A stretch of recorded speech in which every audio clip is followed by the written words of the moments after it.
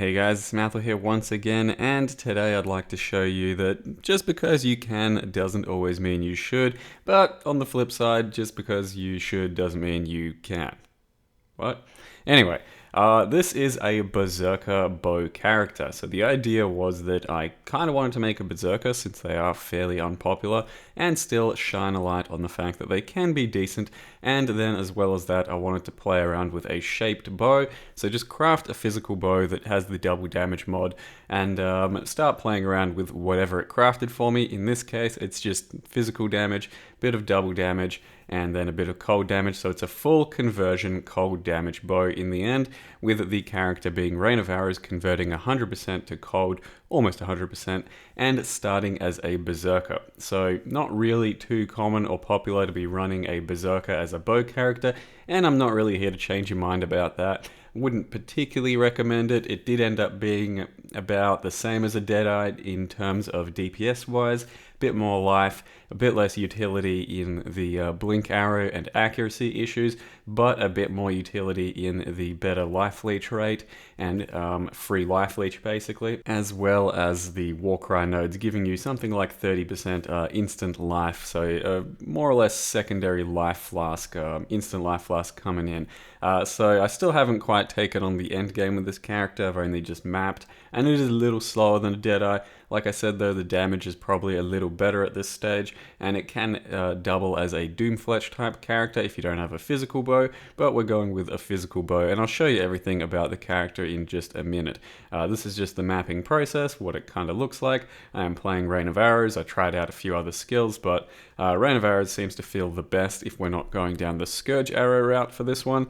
And it does double as a AoE and then a single target. And mainly I just wanted to show you guys how you could also build a bow character from the left hand side of the tree, and that it actually is surprisingly almost exactly the same as the Deadeye numbers wise.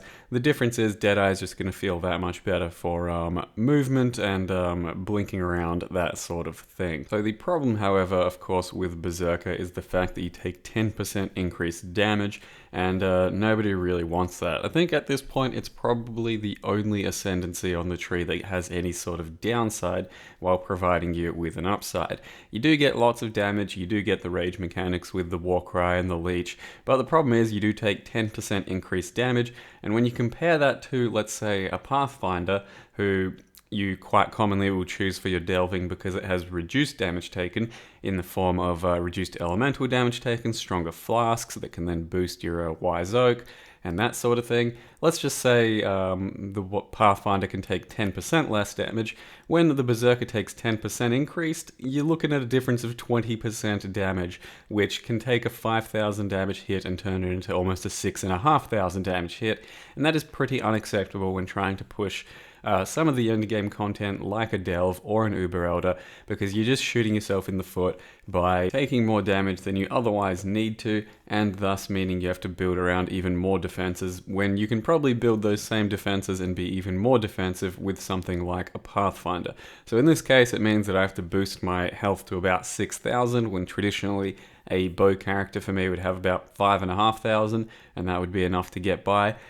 For the same effect on defense, I then need 6,000, but there are a few benefits, like I said, of the instant Warcries happening with the new instant Warcry passives on the passive tree. So I can run around and at the press of a button get a huge amount of life back, as well as mana, so that does make building into your life and mana a bit more comfortable. And then you get the leech, so you don't have to take the leech nodes.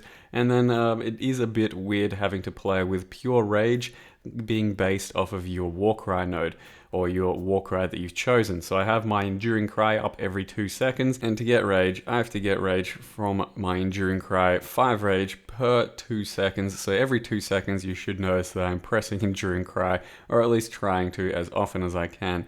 And that does change your playstyle just a little bit and make things a bit weird and awkward. So overall, the character's still pretty decent. I do have to invest a fair bit to get it going with a lore weave and the right sort of jewelry and all that.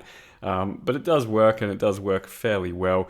Not necessarily something you should be copying if you want to play a bow character. The Scourge Arrow one, I think, is going to be a much stronger version at this point, especially because Scourge Arrow is just, well, it's quite a lot better than a Rain of Arrows or probably even a tornado shot, a barrage, really any of that. Scourge Arrow is kind of on a level of its own with the right setup. However, this one is definitely respectable. If you want to meme it up like this one, I'm absolutely still going to show you how to build it, but for the most part, I just want to show you the differences of the passive tree on the left-hand side and how we built it, just so that you may be able to use it for future options in case you want to build your own sort of little hipster train type of character, or if Berserker gets changed to the point where you feel the need to actually build around it and not have the increased damage taken, for example. But also just want to show you the viability of Berserker for Rage and what it currently can and cannot do. So we'll jump right into it and I'll show you how I put this character together. So as the character, it is currently now level 90 Berserker called Abomination. Could have been Berserker, I guess, but this is where we're at. And like I said, the entire idea was that I want to craft a shaped bow and then just see where it took me. Could have been a dex stacking one, could have been pure elemental, could have been pure physical, and then converted to something else. But I got this one, which has the double damage mod and just extra damage as cold. So then I multi-modded it, and now it's like a 230 DPS physical bow that then has the double damage and then a bunch of extra cold. So that pushed me into making a full cold character. So I do have a bit of cold conversion coming in from these nodes here, and also from a Watcher's Eye that has hatred to fizz cold conversion. And that means that I am largely cold converted and most of my damage is cold, though not 100%. But if you want to play something similar, you don't actually need this bow at all. You can just use a Doomfletch Prism, and the damage is pretty close to identical if you build it slightly differently, because this has a lot of crit, but not much attack speed. Doomfletch has lots of elemental, much better attack speed and almost no crit, so then you have to get a bit of crit maybe from a Hatred Watcher's Eye or the Crit Strikes gem, whereas I'm getting a lot of crit from this bow. That means I don't need to get that much elsewhere. But the rest of the character is pretty generic for what you're going to be wearing as a bow character. You got your Star Conjures, just an amulet with multi and LE damage, your Mark of the Elder, bit of a damage resists over there, some damage across the board on your quiver, and of course a nice Stygian belt, some Tomb Fists, and a Lore Weave. So I don't really want to shove Lore Weave in every character, but it is a Berserker, it does take 10% increased damage, so I kind of wanted to mitigate a bit of the damage coming in.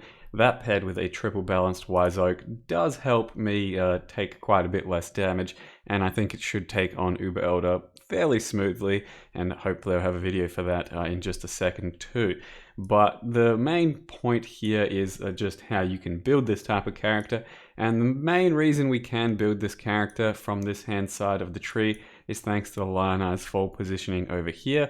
If you put it over in this 3-point jewel socket, your melee and weapon type nodes get transformed into bow nodes in the radius, and that's actually pretty damn good over here because you can turn disemboweling into quite a lot of crit, which bows don't get a huge amount of. You get this little node here and then this little node here. So besides that, you can get a lot of crit there, and then you can also take the staff nodes up here, which let you get a bit more crit, some crit multi, and then also crit there as well. Now we are also up here, so you get plenty of elemental damage. Fill out a bit of int too, and then for the most part you do get quite a lot of strength while traveling through this part of the tree. So 375, it means that we don't need as much flat life to get to the higher life totals, and then you got a lot of options for life if you really want them over there, but currently I'm trying to hit 6k. And then finally we do also have Battle Cry, which is the first time I'm using this since the changes. Using War Cries is now instant, so when you play a Berserker these days, you basically need to completely forget all of these nodes here. Never take them, they're shit, they're useless. Instead you will be taking more damage, of course. You'll then take the Leech, Cloaked in Savagery, which is a bunch of extra damage and leech whenever you take a big hit, and then Warbringer, which makes your Warcries a lot more frequent, gives you rage per Warcry, and a lot of regen. So practically you're going to be playing by pressing R all the time, and as you can see with the instant Warcry, it makes it quite comfortable, especially on a bow character. You can run around, you can attack, you can do whatever the fuck you want, and then press your Warcry all the time. So that's a pretty large top up to your life every couple of seconds, but then it also maintains your rage stacks, and it gives you quite a large boost in attack speed, movement speed, and damage. And like I said, it's just a bit of a different playstyle, having to get used to pressing your war cry all the time. Though you don't have to do enduring cry in this example, because we do also get from this node over here endurance charge on bow crit strikes. But it's kind of nice to have my endurance charges topped up all of the time, since I do have cast when damage taken with Immortal Cold. So Immortal Cold is going to proc, take away my endurance charges, but I will probably top up on endurance charges straight away anyway, so that does give us a few extra layers of defense. So the character doesn't die very often at all, at least at this stage, and we'll see how we go in Uber Elder and some slightly deeper delves. But besides that, I guess I'll go over the Rain of Arrows setup here. I think it's my second or third Rain of Arrows character, and this one is built somewhat similar to the very first one I did, which was Deadeye Doomfletch Rain of Arrows. And surprisingly, compared to that previous one, this one has a good bit of extra damage, so this could actually end up killing an Uber Elder much smoother and doing the harder content a bit smoother. So we'll see how that goes, but currently the links are Rain of Arrows, Elemental Damage with Attacks, Hypothermia, Maim, Mirage Archer, and Power Charge on crit, which I sub in for Conk Effect whenever I need extra damage. Rain of Arrows, even with Conk Effect, is pretty damn large on the area, so you can perma-run Conk Effect like I did in my previous build, but for the most part, when I want more area and more spread, I will do Power Charge on crit, and that just lets me map a bit smoother, I think, for a lot of these things. Otherwise, I'm running Herald of Ice a lot of the time for mapping, but substituting it with Herald of Purity just for the fizz damage. They are honestly about the same damage, but Herald of Ice is just so much nicer to map with because it gives you a big, explosion. Otherwise, we also have Cold Snap on our cast when damage taken set up here just to get a chill happening. Otherwise, there's not too much else going on, just a Blood Rage, running a Hatred obviously, and then a Frost Bomb attached to increased duration and a Vile Haste. So Frost Bomb you place underneath the target, gets a bunch of extra cold minus resist happening, and you have your Vile Rain of Arrows for bigger boss fights, and just in general any boss fight you're going to drop one of those.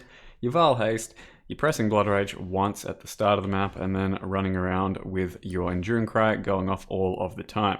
And if you put your Golem on your left click, you won't ever summon him unless you press Shift left click, and that's when you summon your Golem. I don't particularly like this playstyle too much myself, because I do occasionally shift click and accidentally summon a Golem, but I really do run out of stuff on the bar for this character, so I kinda have to do it. Now to just give you a look at the path of building real quick, that's currently our total DPS, that's for one arrow. My previous Doomfletch Rain of Arrows I think had about 200k for one arrow, and my best example would have been a Tempest one that could get about 300, 350 per arrow. So it's respectable damage. For Berserker, you would hope it's going to end up being respectable damage, because you then take more damage and you're not getting the benefits that a Deadeye would get for the blinking and the accuracy. So it is a little bit weird, but it's still perfectly doable, as you can see, and that's just an example of a Berserker bow character.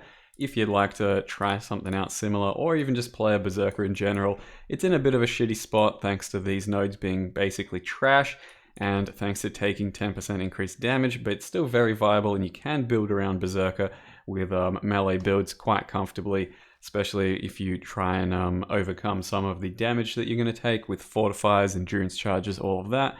It should actually be still pretty playable, though long story short, it's going to be a worse champion, so champion, what else can I say? Shit's amazing. That's the character for now, guys. I'll try and get Uber Elder done with it in the next day. If it looks good enough, I'll post up a video just for the memes. But thank you very much for watching. Hope you enjoyed the video, and see you next time.